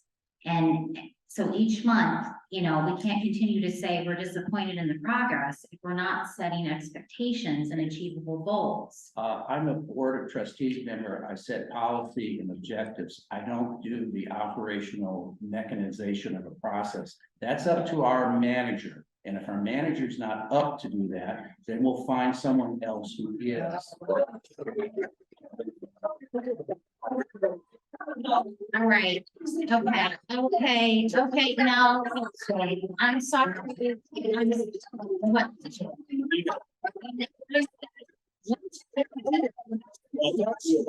Okay, I'm sorry. You have to, I'm sorry, you're disrupting the meeting, and now I'm sorry. You might be asked to leave the meeting. Sorry. Yeah. What, do you feel that should be escorted out? Do we, okay, yes, please, yes. Discussion, Yes. Okay, all right, so I'm sorry, yes. Are there other organizations that we could see contract to? Madam, if you don't be quiet, we'll have you removed. This is not our meeting.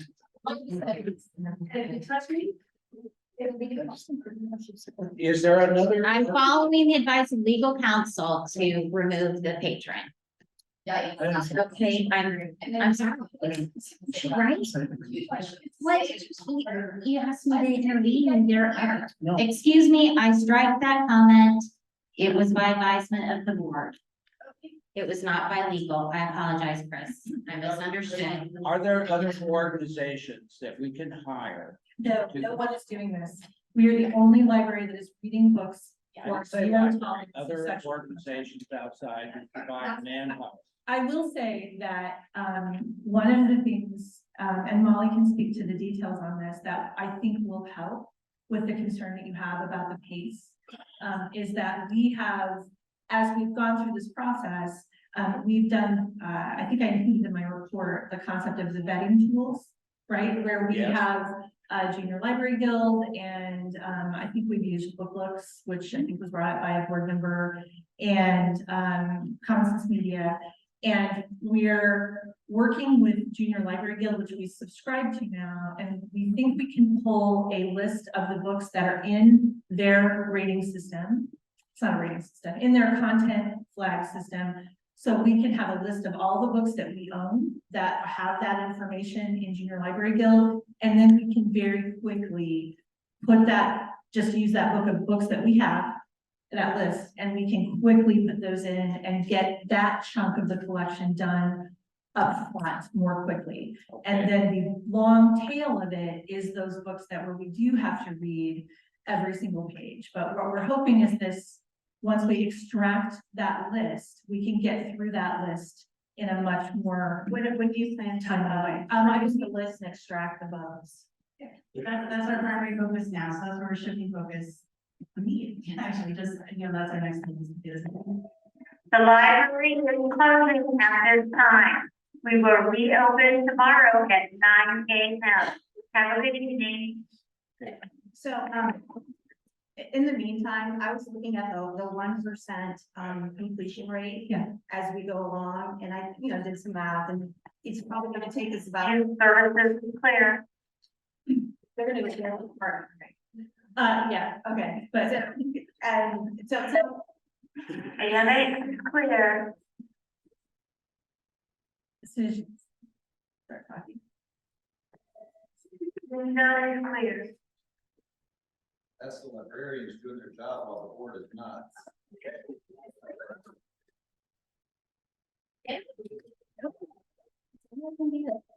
I didn't look at it. Okay, so what I was gonna say is that, the 1%, Yeah. I'd like to make a motion that, that staff draft an RFP so that we can put it out to see if there's anything in the free market that could find us an efficient and, just more cost-effective way. I have no idea how to even begin that process. Would I think that Would what the RFP be based on the operation plan? I mean, we can do that, but I don't know who we would send it to. So as you're looking at the So we- vetting part of it, Yeah. if you draft the RFP, so that if something happens, we can at least look into the local markets or even look nationally to see if there's a way So to what- do it more efficiently. What is it exactly you wanting the RFP to be for readers of books? For a way of, vetting the collection. For a way of going through the collection, I don't know if they could use AI or technology or anything like that. If there's a way to use anything that's more efficient and cost effective. Okay, So so, as I look at this, yeah, go Ezra, ahead. it's gonna take about, at 1% a month, it's gonna take about 8 years. And it took less time than man on the moon. So that is my concern. So my motion is that the, staff draft an RFP. Again, I don't know who we would send that to. I'm making a motion that staff draft an RFP. So that we can look into the local markets, even nationally, to see if there is a way to, do this work more cost effectively and more efficiently. Okay, is there a second? Second. All, in favor? Aye. Opposed? Nay. Okay. So that doesn't. We can't pass it. So that's tabled for next time. So- Okay, proper. Yes, yes, but- table for next time. I would appreciate a little more context if you would. Sure, so, no, that's fine. I would imagine that we would take the plan. Which we have a very detailed. And what we're trying to do with the collection development policy, and we would draft an RFP from that, with what our desired outcome is. And just to see, we've got wonderful universities, just to see if there's a more cost efficient and more effective way to get it done. At 1% a month, it's gonna take 8 years, and it took less time to. Well, I would like to point out that we did estimate 8,000 hours. That's and fine. So I think that and to Molly's point, I think you're gonna see some of that changing a little bit, but what I can do is we can try to put all of the processes in to a single place and see if there's. That's fine. Is But there anything? The point is, the books are going to have to be read, and you can't do that with an AI unless you. Sure, I'm fine. I'm not an expert in this area. No, all I'm saying is that like, just like what we're doing at the meeting. Just putting it out there, and saying, if there's anything out there that could help us with this process, that's all I'm asking for staff to draft it. Whether or not we have to use it is something else. Okay, So I'm let's asking. see what we can do. I'll give it a shot. Please explain why we can't have these, is there anything that limits us to 10 hours per week for these CDAs? I think that, the work itself is more taxing maybe than you think. But I think that we can certainly, what we're trying to do is figure out, is get the process working more efficiently, and then maybe have more people doing it, more than 70 hours a week, or yeah, more than 70 hours a week, because the intent to get it in, the intent to get it in, or the ability to get it in 8,000 hours was, that's a lot more than 70 hours a week. Okay, well, I tell you what, in June, I want to find out, I want a report from you that's gonna up this percentage significantly. Look, we've been talking about this since December. Right. Okay, you put out an operational plan, we give you Right. comments, we gave you the definitions, then you asked for more definitions. Right. We can't give you any more. You as the manager are responsible. We have. Will the audience please remain quiet? This is not your, board meeting. We're coming. Okay. I'm asking you as the director of the library Mhm. to work the efficiency issue and or hire more people. You just said you're gonna have 8,000 hours. We Hire 8,000. We think that extracting the list, the shelf list of books that we own that have this content flagged in Junior Library Guild will do a chunk of this much more quickly. But the time it will take to review each book is still going to be the time it takes to review each book. But I hear what you're saying, and I understand that this is very slow, and we will work on a document that captures this work. And if there is a way other than direct temporary staff in working for us, or if there's some other option for that, moving that forward more quickly, we can certainly do that. Prioritization of staff, like you did last fall. The what? When you moved all the nonfiction books out of the teen areas, you talked about that. You didn't cost the library a dime. Right. You reprioritize the time of your staff. Right, we used the tools that we already had to vet those books, and that was not good enough. It did not catch all of the books that are in conflict with the current policy. We've already used those tools. That's not the question. So we have reprioritized our staff, but we also have to operate the library. That was a manageable process because we were able to use the tools we had to get it done. We also didn't have to reprocess every book because for efficiency's sake, we did not reprocess any of the high school collection books. They still said young adult on them. With this process, there's more hands-on with that. Books were moved. But we're doing that. How many books were moved? So it would have been the middle school collection. So it's essentially, Molly, do you happen to know? Sorry, I don't have the exact number, but it's a smaller percentage. Yeah. 5,000? No, not even. Not 5,000. But I hear you. I mean, we knew when we sent this that it wasn't going to be satisfactory. And we are continuing to work on it, but I think we can advance with that tool. Okay, we just That will want to see. identify that content. And that's several thousand books. So when we talked about that, Molly, when we were all together in the section, we talked about using that tool. Yes. How quickly will you apply it, and do you expect results? Because I think we were in the young adult section a couple of weeks ago, 2 or 3 weeks ago. Yeah, so I think that the key for us is getting the software to extract that list, but then once we have that extracted, we can, we look up the book, we look at the rating, and the part of the challenge is the only, what this tool does is it doesn't apply a rating. What it says is, I think we talked about it It said strong. yeah, they had a content identifier of strong sexual content, And we have vetted this tool to map that to being in conflict with the policy. So if it is strong sexual content, we move it. So, And if it is no sexual content, we retain it. sure. So we don't have to do anything. Sure, so, and we talked about this Yeah. when we were in the section. I guess what you said that you need software to be able to. We implement it. we have the software, and what we have to do is do a collection report in Junior Library Guild that connects with our CIRCE database, which is where all of our books are, and that's what we're working on developing right now. So, I know that we've hired readers, so I guess that job falls on staff. Yes, Okay, how long do you estimate that taking? as far as like going through and looking up each book to determine, I guess we're getting the software done, I think. Getting the titles through the software? Yeah, I mean, I think we're very close to finishing that, so, yeah, that was. Yeah, our ILS staff are working on that, the people that work with this. There are several thousand of our books that are in this tool. But again, the only ones that it will be an immediate change for are the no sexual content and the strong sexual content. The others we have to look at to determine if it violates the policy or not. I don't like to say violate, if it's in conflict with the policy or not. And when we talked about it, I know that we are the first library, probably in the state of Indiana, if not the nation, who's doing this.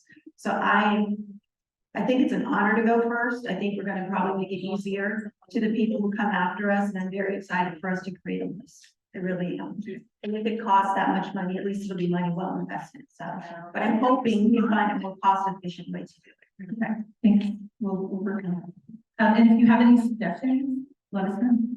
One last question. How Yes, many please. books, do we have duplicated in, electronic, HEPL or the other kind of electronic? I can give you an exact number, but I don't. No, I don't need a number. I'm just sort of curious because then shouldn't you ought to be able to do a word search? Sexual content, we can't tell with just a simple word search. We have to read the books to know what it says, because what words would you suggest?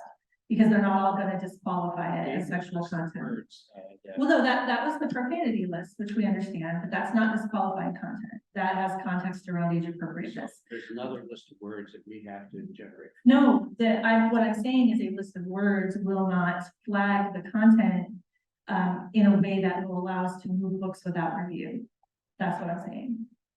So these other tools like Book Looks, like Common Sense Media, like Junior Library Guild, we have gone through and we have mapped their content flags to the policy, so that we know if Book Looks 4 or 5, those don't go in teen anymore because they're in conflict with the policy. So we can move those right away, and that's a list of books, and that's what our reviewers are checking first to see what they can move quickly. The expectation is that we're going to see a bump in. Once we get this done, yeah, there should be a bump. I don't know that it's gonna be, I imagine it will, whatever it will be disappointing.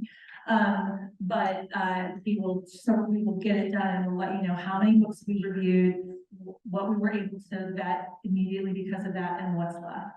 I don't sense any disappointment. I mean, like I said, we're the first people to do it, so it's a learning thing. Ray just said he's disappointed. Yeah, 10 he said minutes that ago. also. He said he was disappointed. Yeah, no, I was.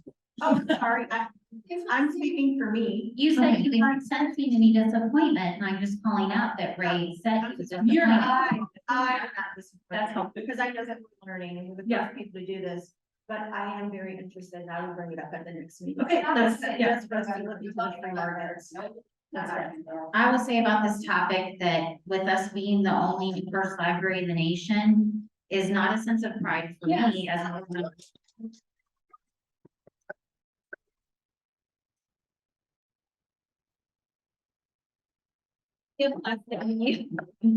I do want to say that, because we are the only in the first, is that I feel we should extend patience and grace to our director and to our staff, because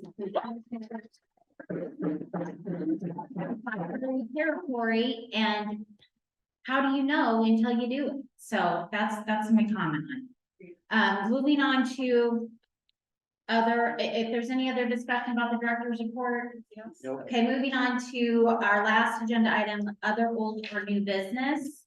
Editor provided a written report on some project updates with the website redesign and the CRDC exhibits. Are there any questions or discussion around those particular topics? does the board get a chance to look at the wireframes or something of the? So, we're working on, building those down. And we anticipate, if I recall correctly, we anticipate opportunity for getting in there and doing some testing, in July or August, and we'll get you guys involved in that. If you want, you don't have to, but I know, Ray, that you're interested in that, so. Yes, the current website's not good. We did get, the feedback we received from the public was, actually a little more positive than perhaps yours. But yeah, there were problems. I mean, it is clunky. And you're going to integrate the board docs or the other. Yes, so we will be, hopefully, if it's okay with you, I will sign that contract, and we'll get moving on that, and we'll have a board transparency portal, through a product called Community, which is from the company that does board docs, which the schools do. And it'll be a lot easier to see the board documents, they'll be connected to the agenda. It'll be a lot easier for you guys and a lot easier for me to send updates without sending you 400 PDFs. Okay. Which I think will be good for everybody. Ray, on the website, I was the board member who attended the focus group about the websites, and we were provided at that point, I think, 3 separate, more or less, wireframes, and we had some very strong opinions about at least 2 of them, or one of them was absolutely terrible. But if we combine, so I've seen some of my, it's moving in the right direction, and I felt good about the input that the community was able to have. I think more community, focus groups to look at them along the way is important. I'm not sure that's in the project scope, but we can certainly. Well, see where that is. yeah. We do have you're to test it. including a lot, and sometimes you're gonna, before you say, okay, this is the final design. You know, you might have another, major. Our staff have really strong opinions too about Okay, the lack of, they share your opinion. About it. Yeah, like the difficulty of navigating. Yeah, I mean, just the drop down. Yeah, it's actually. It needs an update for sure.